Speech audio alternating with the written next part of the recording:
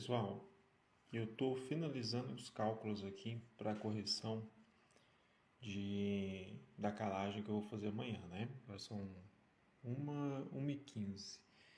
Vou mostrar para vocês aqui um pouquinho de como que é essa análise que a gente faz para poder fazer a correção do pH do solo para qualquer tipo de pomar, na verdade, tá? Qualquer tipo de cultura, em especial do meu pomar, né, que é lá dos limões, para a gente poder fazer a correção. A primeira coisa que a gente faz é essa análise do solo, tá? Eu fiz aqui na Fértil, que é um laboratório agronômico, e um dos índices que a gente procura é a relação de potássio, cálcio e magnésio, além dos outros micro e macronutrientes que a análise do solo ela dá. Você escolhe qual tipo de análise você quer fazer. Aqui o pH do solo, que é o pH do solo do cerrado, é muito ácido, como vocês veem aqui, né, 4,16, e a gente precisa corrigir isso aqui. Para poder fazer a correção, a gente precisa fazer a calagem, né? Então, da análise do solo, a gente precisa saber qual é a capacidade de troca do solo, né, em relação à quantidade de alumínio que a gente tem aqui no solo aqui também. Essa aqui é a capacidade de troca do solo, né? Saturação dele em relação às bases, tudo isso já fica bem estabelecido aqui, porque quanto mais capacidade de troca ele tem, menos ácido. E ele sendo menos ácido e essa capacidade de troca ela sendo alta, aqui ela está baixa, né? A gente consegue ter um melhor aproveitamento dos nutrientes quando a gente faz adubação.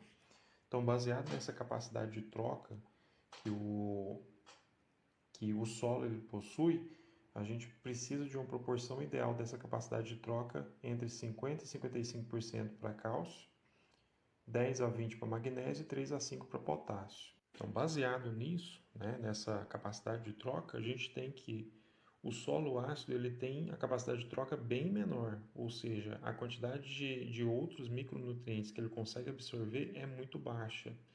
Então, a gente tem que aumentar isso daí e para fazer isso a gente faz a correção do solo. Então, para poder fazer a correção do solo, a gente usa, né, os cálculos de quantidade de saturação que a gente precisa, que é o método de saturação por base, onde a gente determina a saturação que a gente quer, quanto que esse solo vai ter de capacidade de troca, né, que a gente está querendo, a saturação que a gente quer, a saturação existente na análise do solo, que é essa daqui, de 2,42, que vocês viram, vezes aqui a taxa, né, que é a ACTC atual, e o poder relativo de neutralização do solo que se o calcário ele for ter mais ou menos uma capacidade de troca de 90%, a gente utiliza isso para poder quantificar quanto que vai ter disponível de calcário ao longo do tempo, né? Por exemplo, se for um calcário que ele tem 60% de PRNT, significa que 60% dele vai estar disponível aí nos próximos 3 meses e os 40% vai ser liberado no restante do tempo, tá? Então, aqui para a área do pomar da minha parte lá, eu tenho 0,170 alqueiro, tá? E eu vou considerar aqui de 50%, o meu objetivo é ter 50% de CTC aqui no cálcio, porque aqui na minha análise do solo, ele deu uma quantidade mínima aqui de cálcio, tá vendo? A de magnésio está até alta, mas a de cálcio está baixa. Então eu vou aumentar essa quantidade de cálcio aqui no meu solo. Então eu tenho a capacidade de troca do meu solo, que é 2,41, quantidade de cálcio, magnésio. O cálculo para o cálcio, né? A gente pega a quantidade que eu tenho aqui, vezes a percentual que eu quero atingir, menos aqui a quantidade que deu real no solo, vezes uma taxa de proporção aqui, que é um cálculozinho mais complexo que eu não vou mostrar aqui. Fazendo isso, eu vou ter aqui 0,649 toneladas por hectare de calcário, né, de óxido de cálcio. Então vai dar mais ou menos aí, aqui fazendo a multiplicação pela área que eu tenho, vai dar uns 110 quilos de óxido de cálcio. A mesma conta que eu faço aqui para o magnésio, né, e eu vou precisar aqui de 15,20 quilos aqui de óxido de magnésio. Só que agora eu preciso encontrar esse magnésio no mercado, né? Para isso a gente faz uma relação entre o cálcio e o magnésio para descobrir qual que é a relação percentil, né, entre um e o outro aqui, para a gente descobrir qual calcário existente no mercado tem essa relação que vai me atender nessa quantidade aqui que eu preciso. Né? Isso aqui é o que o meu solo precisa de relação de cálcio e magnésio. Então, para poder fazer isso, eu pego a quantidade de cálcio e magnésio que eu necessito e faço as contas para poder saber quanto de calcário dolomítico ou magnesiano ou calcítico eu preciso para poder atender a essa quantidade aqui.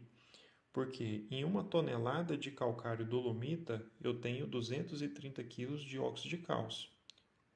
E assim por diante, né? No calcítico, por exemplo, uma tonelada me dá 500 kg de óxido. E aí, da minha análise, eu preciso de 110 kg de óxido de cálcio, 15,20 kg de magnésio. Se eu pegar o calcário dolomítico, isso aqui vai me dar aproximadamente 19 sacos para eu poder atender a essa proporção que vai me dar isso daqui no final, por conta desses percentuais aqui, tá vendo? Se eu pegar aqui no calcário calcítico, eu tenho uma quantidade de óxido de cálcio muito grande de magnésio relativamente pequena, que é o que o meu solo precisa. Então, dessa forma, por conta da proporção que eu tenho, que é 7,2, né? Ela estaria entre esse fator aqui e esse fator aqui. Então, qualquer um desses dois calcários que eu comprar, o magnesiano ou o calcítico, ele vai me atender. Mas o calcítico ele vai me atender melhor ainda por conta da quantidade de óxido de cálcio ser maior.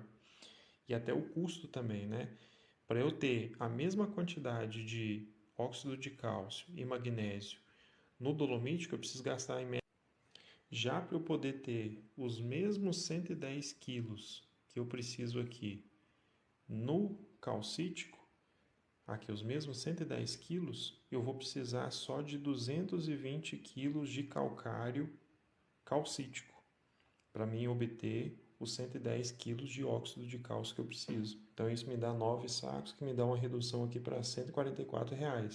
Enquanto no outro eu preciso gastar 320 para ter a mesma quantidade. Então assim, tem muitas pessoas que às vezes nem sabem a quantidade de cálculos, né, que a gente tem que fazer para poder realmente ter um consumo, né, e ter uma quantidade de calcário suficiente para poder atender a produção. E a análise do solo é um cálculo, né, é uma análise que a gente tem que fazer que ela que norteia o quanto que a gente vai investir de fato em calcário para poder fazer a correção do solo.